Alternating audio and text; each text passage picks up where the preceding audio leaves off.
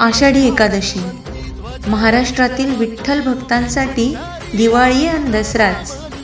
विठुरायाच्या दर्शनाच्या ओढीने कित्येक दिवस ऊन वारा पाऊस झेलत चालणाऱ्या वारकऱ्यांसाठी सोनियाचा दिनू. वारकरी संप्रदायासाठी अतिशय महत्त्वाचा दिवस. तो पंढरीचा राया, पंढरीचं वाळवंट, दुथडी भरून वाहणारी चंद्रभागा आतुरतेने वर्षभर या दिवसाची वाट पाहत असतात. आणि म्हणूनच आषाढी एकादशीला चंद्रभागेमध्ये स्नान करून पांडुरंगाचं दर्शन घेणं म्हणजे वारकऱ्यांसाठी स्वर्गसुखच. त्या पांडुरंगाच्या दर्शनाने वारीतील सगळा शीन निघून जातो.